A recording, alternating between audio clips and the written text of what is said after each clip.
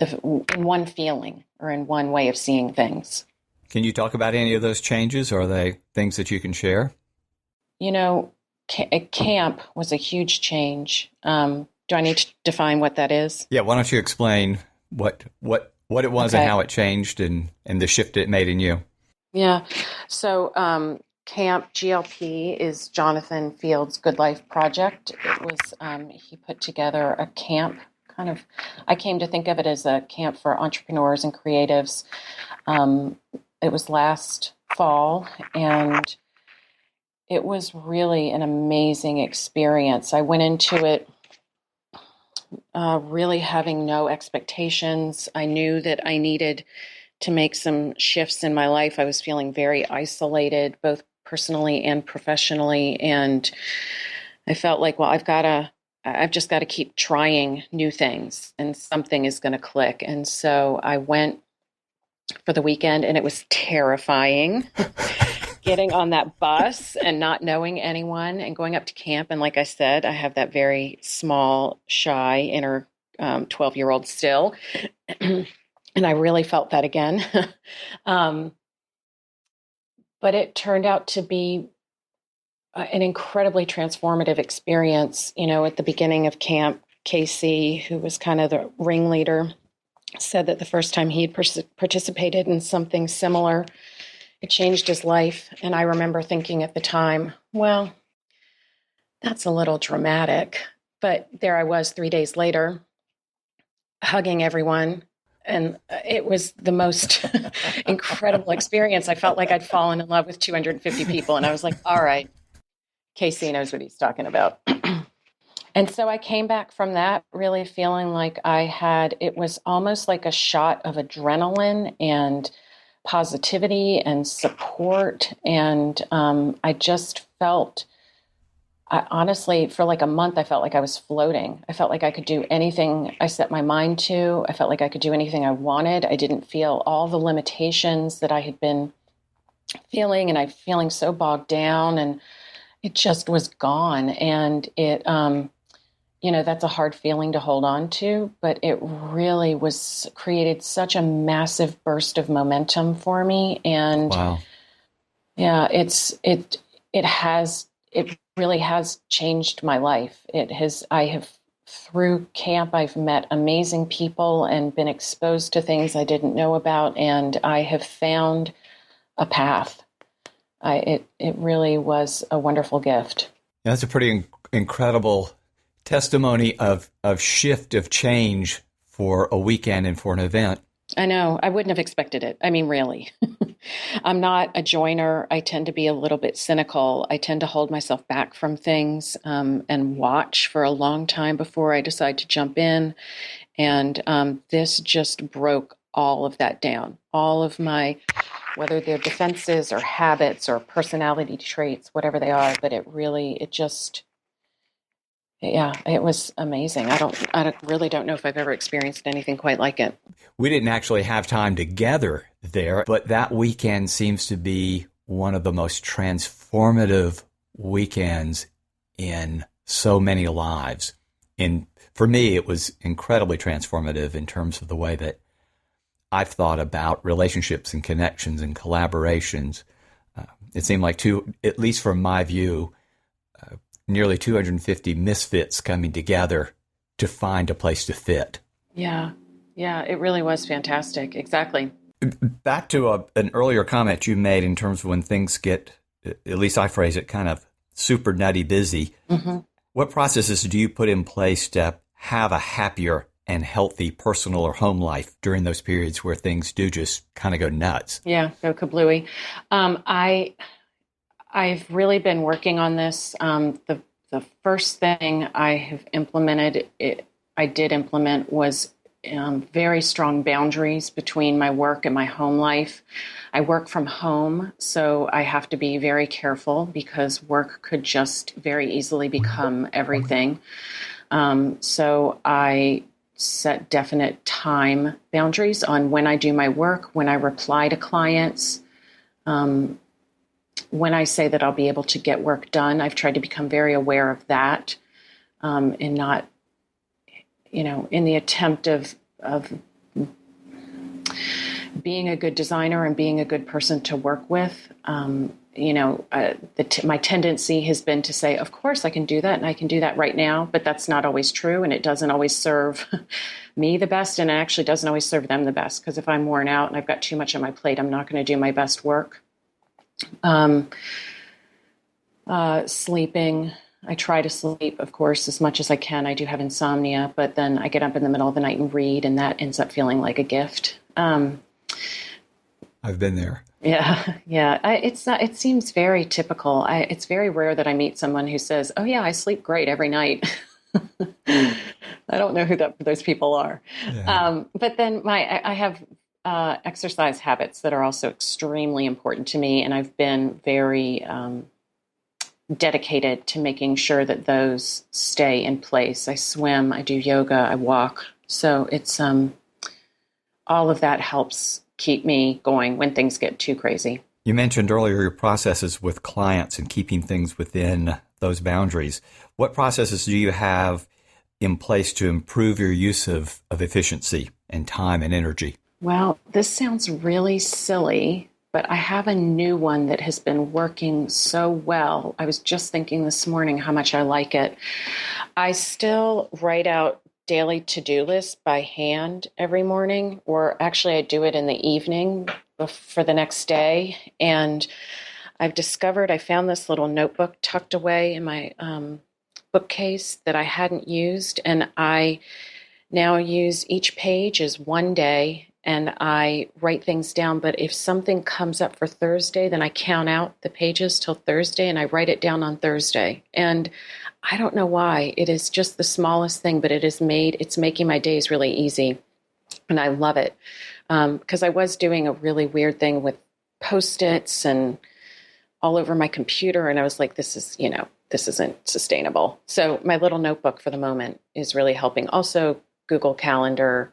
I've got, an intense email system. I have like 8 different email accounts, and I'm pretty religious about filing things when I'm done with it, because otherwise I can't. It's just too much incoming information. I can't manage it otherwise.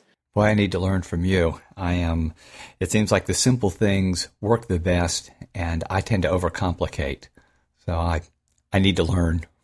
Well, I think I've kind of come to believe that, like yoga, life is a practice. And so I think everything is ongoing, and sometimes some things work, and, you move through stuff and you'll find, I don't know. It's all a practice. Like, we just have to keep trying all the time. You'll find something that works for you eventually.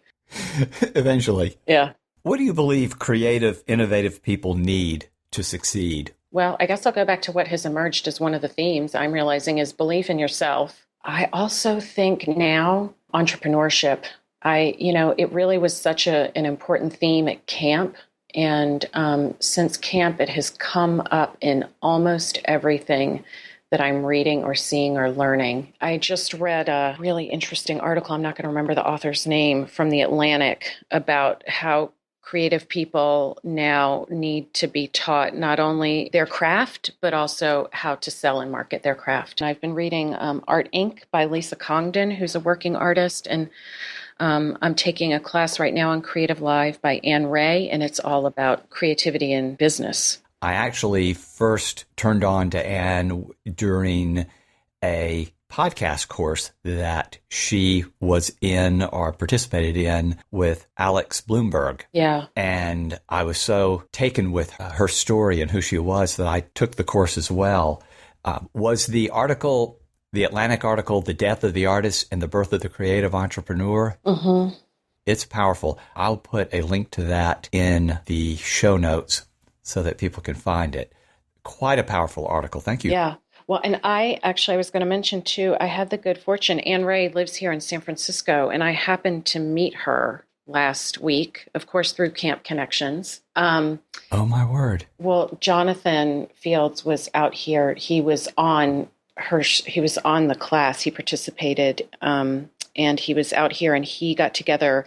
It happened to be Scott Dinsmore's Living Your Legend local, and so they were all there. And I went, and I didn't know Anne was going to be there, but both Scott and Jonathan had been on her class that day, the filming. And so when I walked in the door, she was one of the first people I saw, and that class is also, I watched through a certain point. Now I've purchased it also, and I've gone back and I've started at the beginning to really focus on it. And I just couldn't believe it.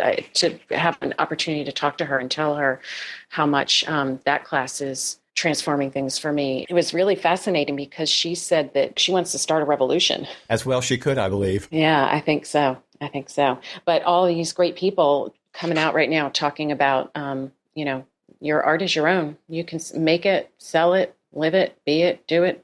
There are no like Jonathan said, there are no gatekeepers anymore. I would like to interview Anne. She was such an inspiration. She is quite strong in her opinions, her thoughts, and her inspiration. Yes.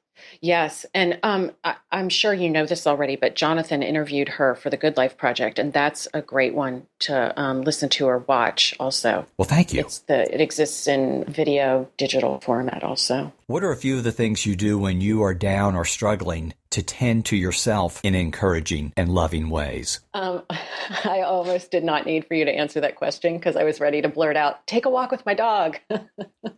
We live in a fantastic walking city. I live not too far from 3 different beaches and 2 different big parks, and a walk with my dog will cure almost anything. Good point. Our dog reminds us of that several times a day. We need to get up and go with her. She cures things. Yeah.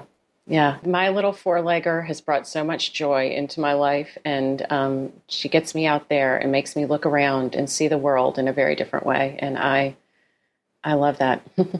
So yeah, walking with her, it's one of the best things I can do. Who are some people who are doing work right now that you have your eye on? 2 of them I mentioned, Anne Ray and Lisa Congdon, are 2 fantastic artists, very, very different women, but both really admirable and are teaching other people how to do what they do. They've both, I'm really paying attention to what they're doing. Also, I just read about Elizabeth Gilbert has a new book coming out all about creativity. So I'm sure that's going to be a big one for the year. And then I guess I should not forget, Brene Brown is one of my recent discoveries, and that woman is awesome sauce. Boy, is she ever. Yes. Lord, I mean, thank the universe that she's here. She's really something special. So is she ever? Yeah. Lots of great women out there with fantastic voices being heard. I love that. There are, and they're inspiring to me because they do bring a dimension, a viewpoint that has not been heard as consistently, as clear, and as loud as they are speaking it. Yeah, I'm hoping we're moving back into it started out eons ago, female power dominated, and I am hoping that there is a shift again because we rule. And we don't need to rule exclusively, but I do want our voices to be heard more. And I love that. I'm hoping the shift is moving in that direction. Hear, hear. I'm with you. Is there someone you know who is outside of the spotlight, but is doing something important that's having an impact that the world should know about? I think the people that I have a lot of respect for we have a great organization here in San Francisco called Glide Memorial. It's a church. It's downtown. It serves an extremely underserved community, and they just do fantastic things for the needy people that we have here in San Francisco. And in my mind, anyone who works every day to help other people, I mean, those are the heroes. It's really admirable. I think about that, and I don't know, I should think about that some more because it really is something to aspire to, because I feel like I get, like I was saying, just with getting caught up and not being compassionate, I get very caught up in my own world and what am I doing and is it interesting and do I like it? And I think I need to think a little bit more about just helping people in general, because that's what I find very demanding of respect. Agreed.